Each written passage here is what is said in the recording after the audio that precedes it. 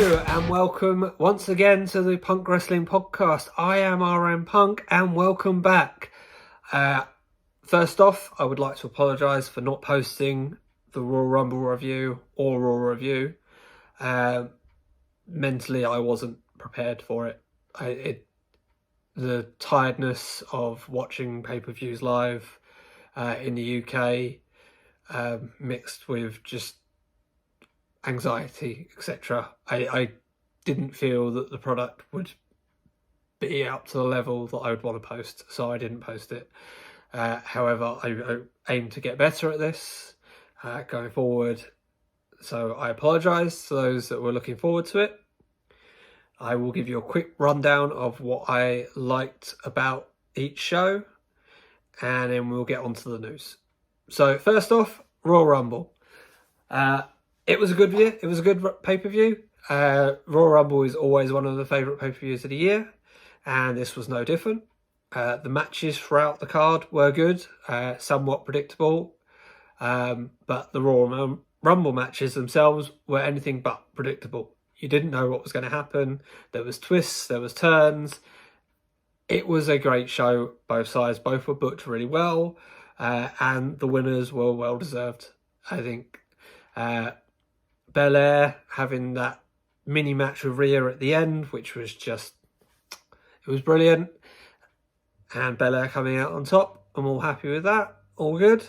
And Edge going bell to bell from number one, winning the whole thing, thinking he's won the whole thing, then RKO, but reverses it and Edge still goes over. I think it was really well done. Really enjoyed the show. I had to rewatch the men's Rumble match today just because, you know, it was that good.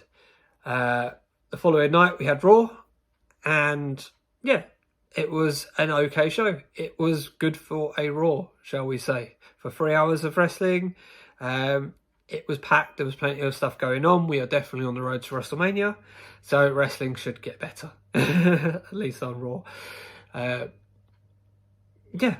Sheamus, Drew stuff, all good. Glad to see Sheamus is still a prick. Long may it continue. But yeah, there wasn't that much of the way takeaways other than that for me on Raw. The Bad Bunny stuff is what it is. Talk about that a little bit later as well. But it was good. It was enjoyable. And let's get on to the news. So, Raw Rumble.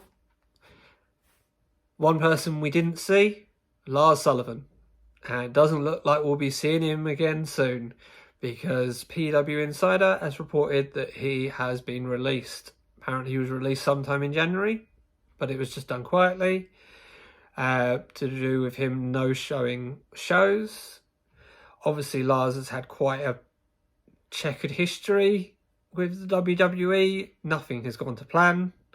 Stuff about his opinions, his beliefs, racial, homophobic, generally douchebaggery throughout. I'm not sad to see him go. I was never that much of a big fan of his before I learned that he was douchebag. So, yeah. But it's the news and I'm reporting on it. See you later. Right. Next, we have Edge. He's not your normal part-timer. Edge is going to be on NXT. So he's run bell to bell at the Rumble. He had a match on Raw the next night with Orton. And on Wednesday, he's going to be on NXT. He put out a tweet saying he was going to see his wife. And he just had a thought that NXT should become R-rated. That was later backed up by WWE.com, saying that he will be at NXT. So it'll be interesting to see what he does tonight on NXT. Is he going to mix it up with Finn? Do the whole, which title is he going for? Or is he just going to make an appearance and have someone interrupt him to have a bit of fun on NXT? We'll wait and see. But I'm looking forward to it. Moving on from Edge, we have Christian. It was great to see him back at the Rumble. Really enjoyed it, and I was glad to see him in shape. When his music hit, and I thought, oh yeah, that's great. But I thought, oh, it's just gonna be like a legend spot where he does a little thing and then gets eliminated quietly. But he's back. He properly was wrestling, taking bumps, and that's really good to see after his concussion issues that he's been cleared. It's not the first to be cleared from these issues now, but it puts up hope for other people. Is there anyone else you'd like to see come back that left due to concussion issues? If they're feeling healthy now, if they're healing up, Corey Graves, for example, will we see him in a Rumble down the future? I know I would like that. It'd be good fun.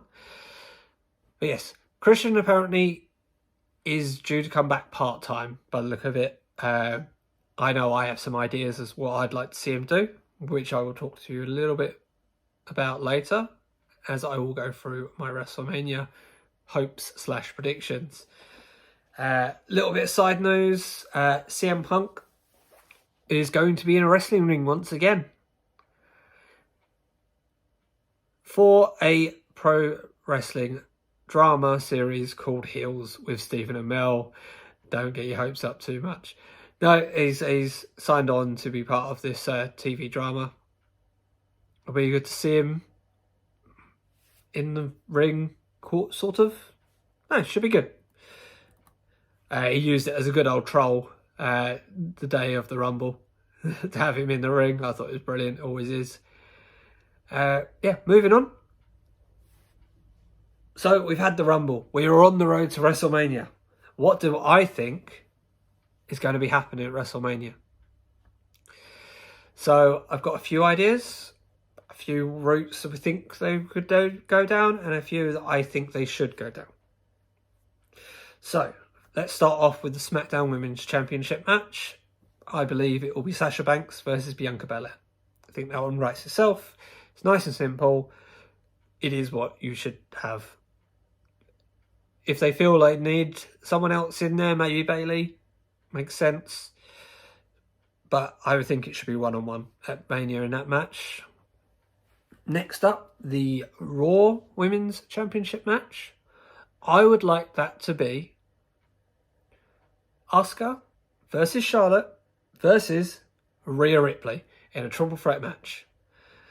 I think that just writes itself. I think you could have Asuka versus Charlotte in a one-on-one chamber, and you can then insert Rhea in that for WrestleMania. I think Rhea should go on Raw. Just bolster their division, freshen it up a little bit.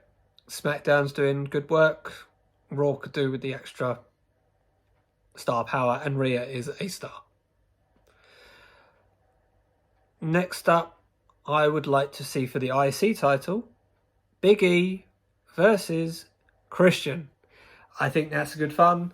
And also, Christian is the number one contender to the IC title. Let's not forget, his last match in WWE was a fatal four-way for the number one contender for the IC title. And that was won by Christian. And do you know who was the champion at that time? It was Big E. So it's too much of a moment to not pick up on. I think the writers of SmackDown these days will have that in mind, and I think that's where we're going to go, and I think that will be great. I think it would be good fun. So we've talked about Christian. Let's go on to Edge. Where do I think Edge should be? Now, again, this is slightly in WrestleMania moment territory and the past and callbacks. I think it should be versus Roman on night 2 of WrestleMania. The reason for picking Roman is because Roman will be on night 2. He is the rock that the company is built behind. No pun intended. And so he will be headlining night 2. And the date of night 2 is April the 11th. And that date is very important. Because on April the 11th, 2011 was the day that Edge did his retirement speech on Monday Night Raw. Now, Edge has now got a title shot for WrestleMania. It's too easy not to, it's too simple not to go with it that Edge wins the title 10 years to the day that he retired. It's too good of a story to miss. So I think that's where to go. So what do we do with Drew? Who does Drew face at WrestleMania? Does he face Sheamus? Does he face AJ Styles? I think this should be decided in Elimination Chamber. I believe there should be a number one contender Elimination Chamber match with all these big players in. And I think it should be won by Keith Lee. Because don't you forget about Keith. As the boys over at Cultaholic always say. Yeah, no, that was what I would want. Whether that's what happens, I don't know. But that is what, heart of hearts, I want Keith versus Drew at Mania. I think it'll be fun. On the other side of it, I would like to see Orton versus Fiend in a Firefly Funhouse match, because why not? It's clearly where you end stories is in the Firefly Funhouse. Their feud's been going on for a while now. I think that one makes sense for him to return sometime between now and Mania, and then have a Firefly Funhouse match. One more that I will predict is happening, it looks like it might be from Raw, is Miz and Morrison versus Bad Bunny and Damian Priest. Now, I don't know who Bad Bunny is. However, I'm well aware that my musical tastes haven't changed since 2002. And I'm hardly the person to talk about who's relevant. So he's a big star in America and among the Latin America community. Looks like he's getting eyes on the product, so go with it. You know, he could help bring Priest up in this way with that kind of match. And it's WrestleMania. You're going to have some sort of celebrity involvement. Why not? It makes sense. It gives Miz and Morrison something to do. Yeah. I think those are my WrestleMania predictions / hopes for now. So tonight is NXT, and on a personal level, tonight is Quizlemania, which is one of my favourite times of the week. I will do my NXT review tomorrow. I will also discuss AEW. Thank you for listening. Please share, like, and subscribe to my channel. It's very important to me. This is going really well. I'm really enjoying doing this. I hope you like it. And please give me feedback. Thank you. And good night.